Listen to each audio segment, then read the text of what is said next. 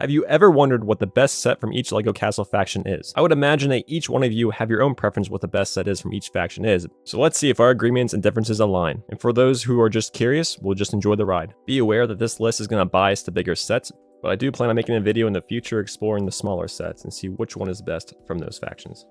Starting off with the classic castle line, who doesn't like the classic yellow castle? Even though it's iconic now, yellow was a very odd choice for the first castle. This set established a classic courtyard approach to building a castle, which was still used up until 2013. Even though it was incredibly basic, who doesn't love getting 14 minifigures in one set?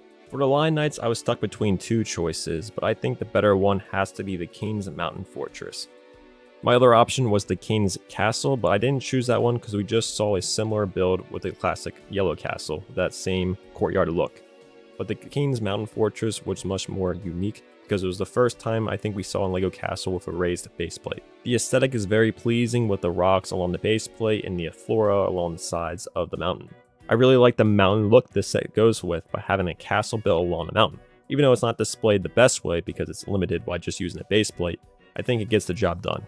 For the third faction, we have the Black Falcons. I'm a huge fan of when we see a big battle going on, and the battering ram does just that. This set includes a Black Falcon's battlement and a siege tower for the Lion Knights. I like how the siege tower has a battle ram to take out the lower wall and have a bridge to get over the wall. This set just seems super fun to play with, where you have equal set minifigures for each faction.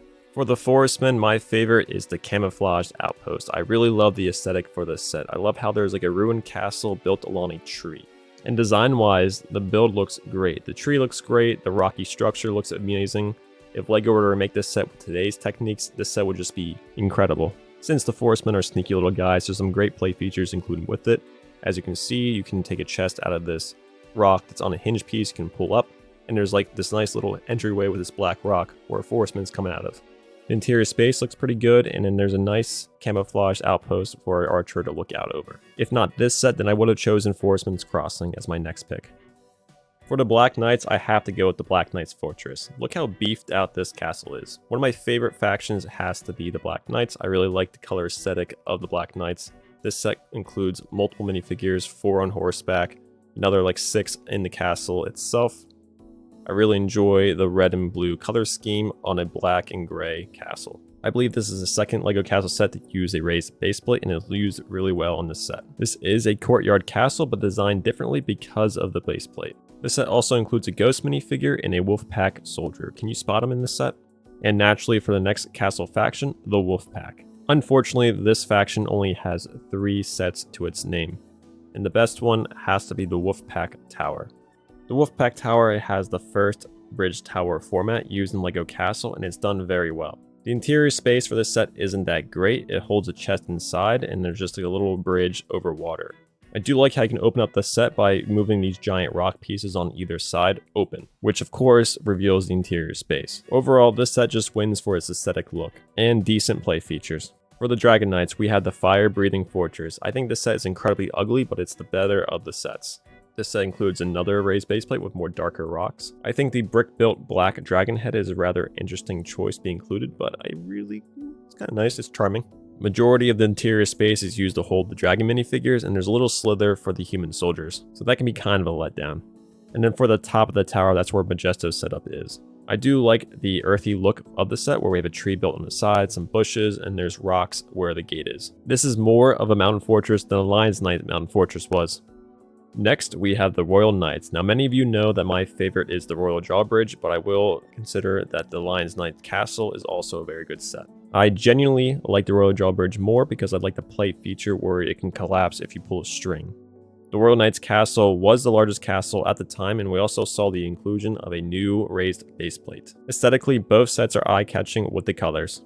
Personally, I'm Team Royal Drawbridge, but I know the majority of you are Team Royal Knights Castle. The Fright Knights had some really ugly looking sets, and that's why the Night Lord's Castle is not my favorite on this list. It has to be the Witch's Magic Manor. It's very simplistic with some cool play features. Particularly the use of the giant rock panel piece can be used as a gate to lower and raise an entranceway, or maybe can be used as a trap to smash your enemies.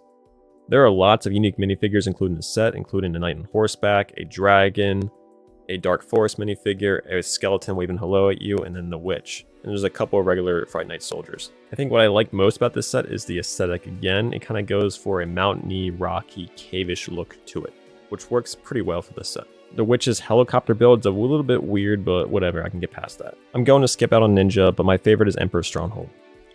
We're going to get through Knight's Kingdom 1 and 2 rather quickly. So for Knight's Kingdom, my favorite set is Kingsleo's Castle, rather iconic castle and a very unique build on a cool base plate. If not, Kingsleo's Castle has to be Bull's Attack with all those unique siege weapons. Knight's Kingdom generally had a lot of cool sets involved with the set, unlike Knight's Kingdom 2. Well actually, the Citadel of Orlan is a pretty cool set. This set gives me Indiana Jones vibes with all the different obstacle courses and the traps involved within the set, such as a collapsing bridge, a boulder, and rotating axes on a wheel. It's unfortunate that a cool set like this is buried underneath an unfathomable theme like this. For the Fantasy Era line, I know I said in my ranking every LEGO Castle set, I said that the King's Castle Siege was the best one, but I disagree now. I think the Skeleton Ship Attack is the better of the sets.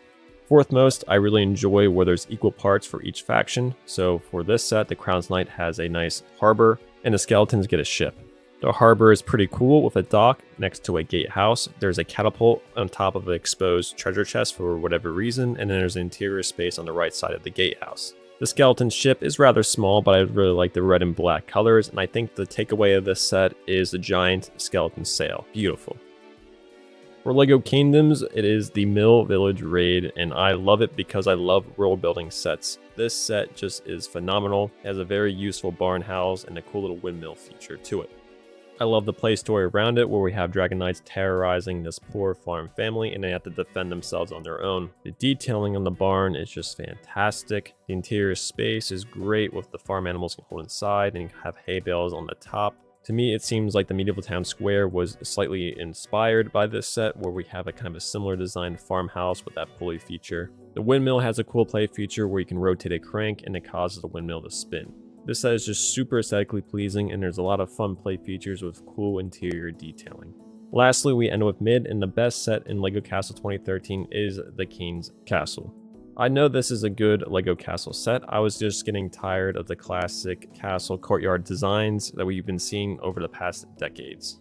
It has your classic features with towers, a battlement, catapults, a gatehouse that raise and lower a gate, and a drawbridge. Comes with a king and a couple of minifigures and enemy mini. Aesthetically, the castle looks pretty good with the color theme and it has a more thicker look to it. Overall, the set's just alright. So please let me know down in the comments whether or not you agree or disagree with my picks. I know I'm going to have some controversy with some of them. I know some of them I'm just going to hit them right on the nail. If you enjoyed the video, please leave a like and subscribe for more content.